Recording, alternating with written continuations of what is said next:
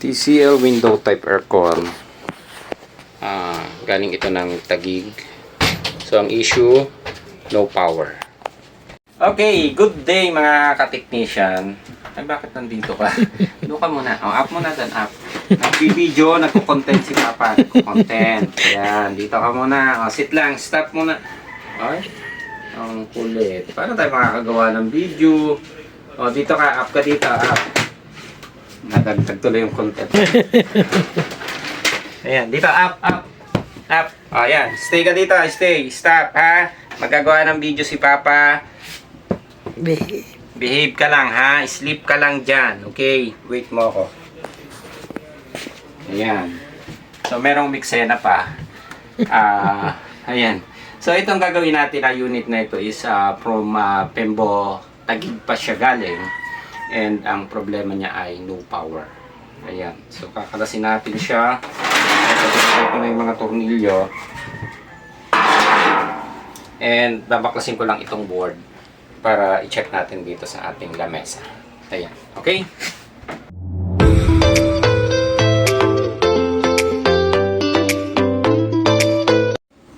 Ayan. Ito na yung board nung nabaklas natin. I-check na lang natin to.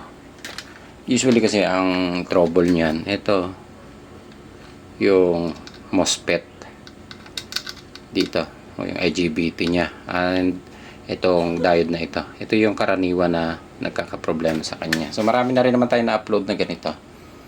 TCL brand ito na window type. Ayan, so marami tayong na-upload na ganitong video. So i-check na lang natin to. Kakalasin ko na lang muna siya.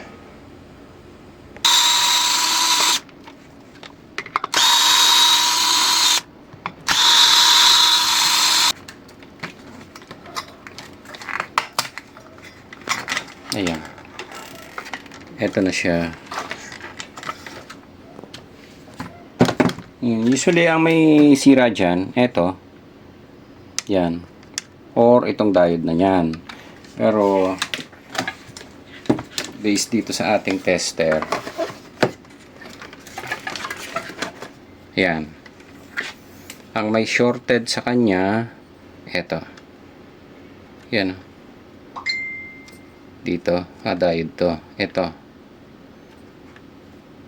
Yan. Ito isa diode din to eh. Then, kapag kasi nagka-short yan dito, usually makukuha mo dito, shorted din. Yan. Then, yung positive, negative, shorted. So, kaya wala siyang power dahil nag-short yan. So, ang gagawin natin, ihahang ko muna itong IGBT natin. So, itong isa ito, diode din to. Pwede nyo rin siya i-check. Ayan, X1 lang naman kayo. Ayan. Then, reverse nyo na lang kung magkakaroon ng resistance. Ayan. So, pagka nagkaroon ng resistance, ibig sabihin shorted, ha. So, gagawin natin, ito yung isa, yung nakuha nating shorted, yung pinaka-IGBT niya. Ito, yan, no. So, kakalasin ko muna ito. Ayan. So, pwedeng sira yan, and tatanggalin muna natin to kung good, para malaman natin kung good itong diode. Pero kung defective din, usually pinapalitan na rin namin to. Yan o, ito. Kasi pagka nagkaroon ito ng short, pag chinek natin yung primary, shorted din yan. Then yung output, shorted din ito. Yan o, may resistance din siya. Kahit i-reverse natin yan. Yan o, shorted. Kakalasin ko to.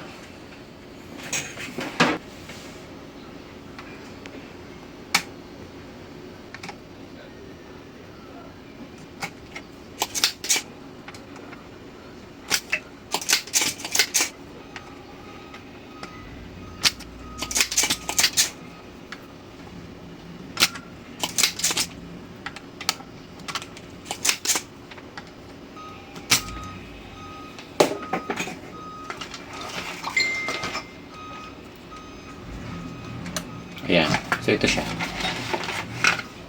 Pag chinek natin siya,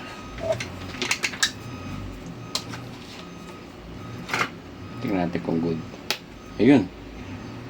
Itong dalawa. Okay. So, dapat pag ni-reverse natin, ayan o. Yun yung shorted. Then, pag chinek nyo, i-short nyo ulit siya. Ayan, short nyo lang yung paa na yan. Saka nyo ulit siya balikan kung shorted talaga. Ayan, reverse. Shorted talaga siya. Then, balikan nyo to. Yung diode, baliktarin na natin para mas madaling i-check. Ito siya.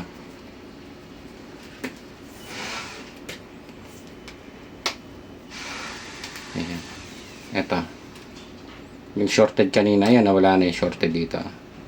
Then, ito yung positive, negative. Ito lang dapat talaga may resistance dyan. So, negative. Yan. Reverse. Ayan. So, wala na shorted. Maliban dito sa nakita natin na IGBT. So, ito lang papalitan natin. Yung IGBT. So, sa power supply, madali na natin i-check to. So, nakahang na siya. Teka. So, hindi rin natin siya pwedeng paandarin kapag hindi natin naikabit yung IGBT kasi hindi siya magsuswitch. Ito kasi yung, dito rin siya kumukuha ng supply, yung papunta dito eh. Ayan. Pwede naman siya kung i-isolate natin na papasukan lang natin siya ng supply dito. So, parang pinakamaganda nito, palitan na natin ito. Para isang gawa na lang. Ayan. So, wala akong stock na Redine. Titingin tayo kay Boss Lakay kung may stock siya ng IGBT. Yan. 1365. Pero yung ginamit ko nung nakaraan 1460 eh. Mubra naman. Hindi ko lang alam kung tatagal. Pero buhay pa naman hanggang ngayon eh. Baka meron. Naubusan ko yung stock eh.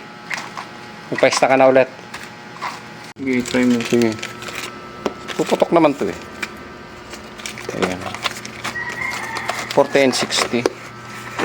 Yes, ito na yung parts natin.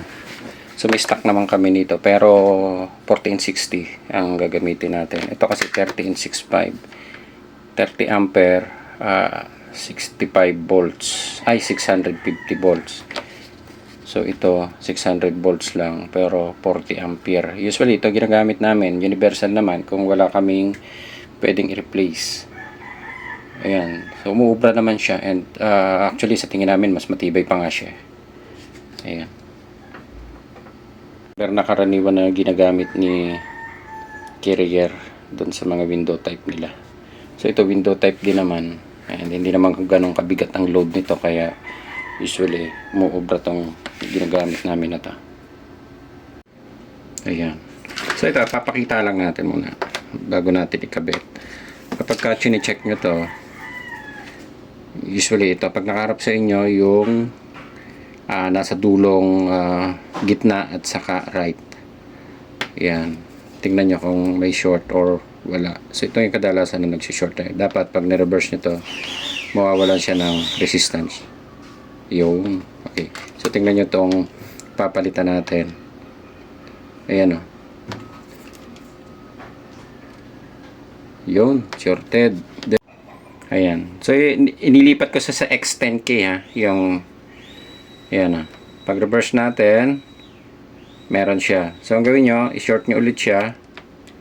Ayan. I-short nyo lang siya. Then tingnan nyo kung mawawala yung resistance.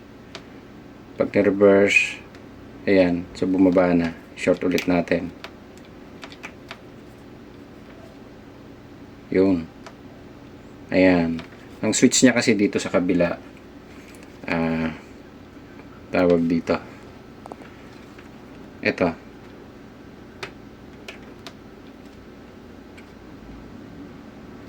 Yan. Yun. O yan ah. Tingnan nyo mas mataas yung resistance niya. Pag sinort natin siya, ayan. Ilipat lang natin sa basahan para hindi siya kumontak do sa yan. Okay.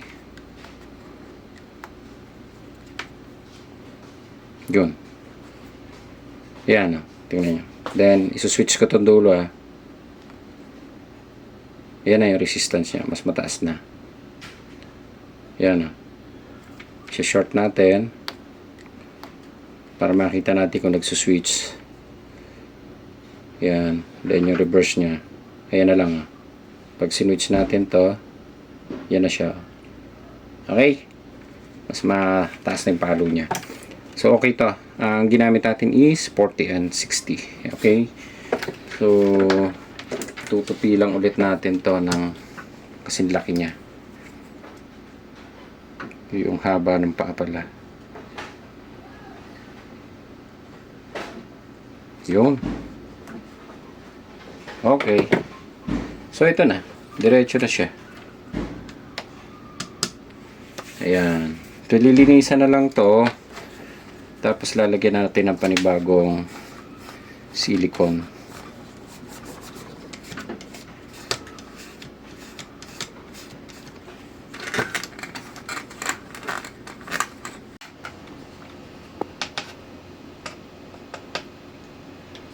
Lagyan na natin to.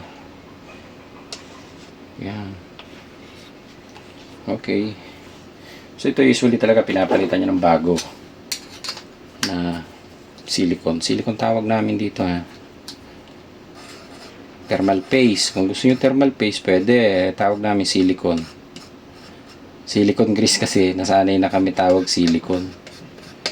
Pero thermal paste siya. Yan. Ito.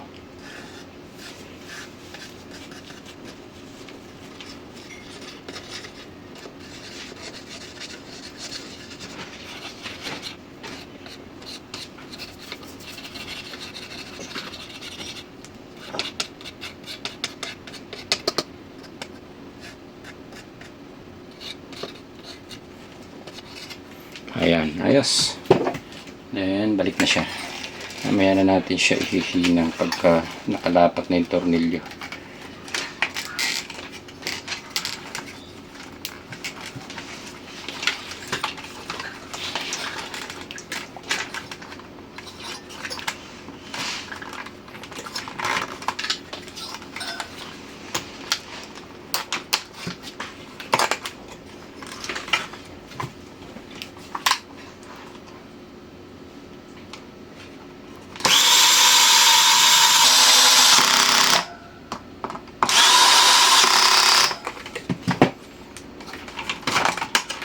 Ayan.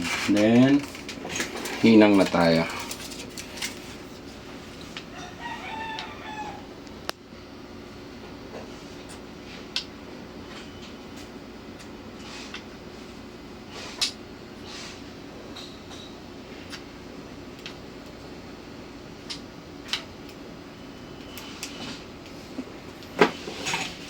Ayan. Okay na. So, gagawin nyo na lang. Double check nyo na lang. Sa ayan, kahit analog tester, okay na yan. Balik lang kayo sa X1 ulit. Tingnan nyo kung may makuha kayo shorted dito. Ayan, talad nyan, wala na tayong nakuhang shorted. Then, dito sa diode, ayan, wala na. Wala na. Okay. So, okay na siya. So, pwede na natin siyang i-on. Wala naman tayong nakitang shorted dito eh. Then, dito, ito yung mga fuse nya. Ayan. So okay naman. Doon sa secondary diode.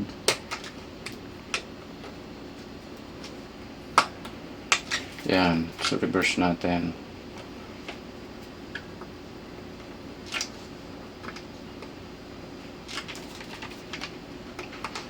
Ayan. So wala naman shorted. Wala din itong shorted. So ang nakita lang natin na shorted talaga ay itong IGBT natin. Then, check nyo rin to, baka mamaya lumapat. Punta kayo doon sa ground. Ayan, kahit doon sa ground lang. Check nyo tong gitna kung dumikit. Baka mamaya dumikit sa heatsink. Ayan, so kung wala naman kayo nakuha dyan, ibig sabihin wala na yung shorted. So, hindi siya dumikit. Try natin sa X10. Ayan, wala. Okay, so pipe na. Pwede na siyang i-on. So, i-on na natin. Pumutok kasi yung extension ko kanina dun eh. Meron akong ginawa na nagkaroon ng shorted. Ayan, kaya dito tayo gagamit ng saksakan. Pipe. Yun. Ayan, buhay na. O, yung display na lang niya putol no. Yun. O, nag-on na rin. Yun. So, buhay na rin to. Yun buhay na rin yung light indicator dito. So, ikakabit na natin dun sa unit. Yan. So, nandito pa yung dogs na alaga ko eh. Yoshi, tayo na dyan. May gagawin ako. Okay, kakapitan natin. Yan, lumipat na lang tayo yung dogs. Pwede na tayo mag-testing dito. And yan pansamantala, ikakabit ko muna dito para maobserbahan siya. Ito, kakabit lang natin yung sa compressor.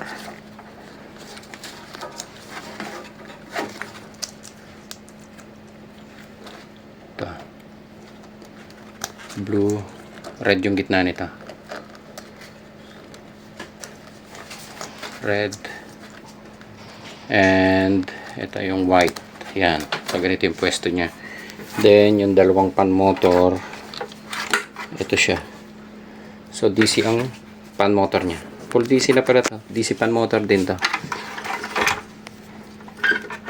Yan. Okay. So, ito isa. Yung. Okay. So, nakakabit na lahat. Mamaya na natin i-assemble and mamaya na natin ikakabit yung mga sensor niya doon sa mga posisyon niya. Observe lang natin kung aandar ng diretso. Okay. Yan. So, saksak natin dito. Wala extension ko. Sa kabila pa.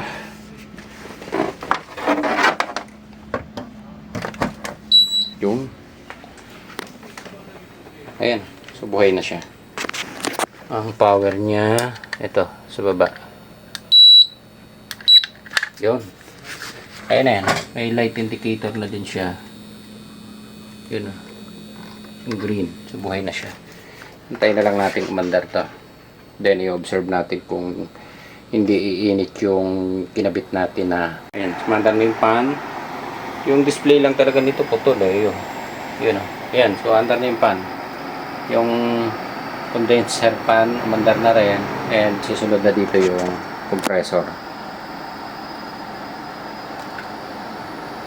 Ayan. So, mandar na ang compressor. Okay na to. Ayun. Mandar na.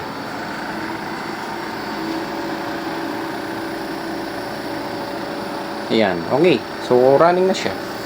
Okay na yung unit natin. So, ang problema lang natin na nakita dito yung eto. Shorted yung pinaka MOSFET IGBT nya. Ayan. IGBT to. So, usually gumagamit kami ng MOSFET dito, gumagana naman eh. Ayan, depende rin sa pagkakadesign. Pero to, IGBT to. 1460 ang ginamit namin dito. Ayan, so pwede naman siya. So, actually, yung gumagamit ng 1460 pang carrier, pero inire-replace namin dito. 1365 kasi original na number dito. Ayan, so mas mataas ang ampere nung 1460. Ayan, okay. So, running na siya. Fan, compressor, mandar na yung board, may power na din. Ang isang issue na lang ito, itong display board, yan o, putol yung pinaka-display. Yun. So, baka sa remote na lang nila silipin to. Isang palit pa tayo ng display board. Ang importante dito, mandar na yan, lumalamig na siya.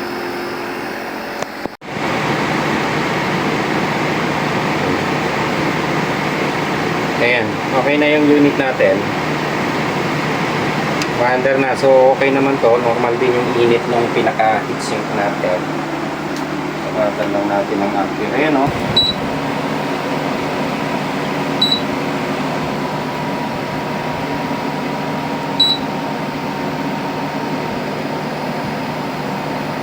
Ayan. So, tumas na konti. 2.4 ampere. Okay na yung unit natin. Tuloy-tuloy na. So, hindi naman nagka-problema na. Ayan. Malamig na rin siya. Ang isang problema na lang yung display board. Off na muna natin. Yan. So, problema na lang natin yung display board yan. Oh. Kulang. Oh. So, may problema na rin. Pero, importante dito is napalamig na natin, napaandar na. So, makikita naman sa remote yung display nito. Yung display, yung pinaka-setting ng temperature. Ayan, so pwede naman sa remote. Kaya siguro kahit hindi napalitan itong display board. Ayan, okay na din tayo. So, yung naging aberya lang natin doon, kaya nag-dead set siya is defective yung isang IGBT natin. Ayan. So, okay na tayo. Ayos.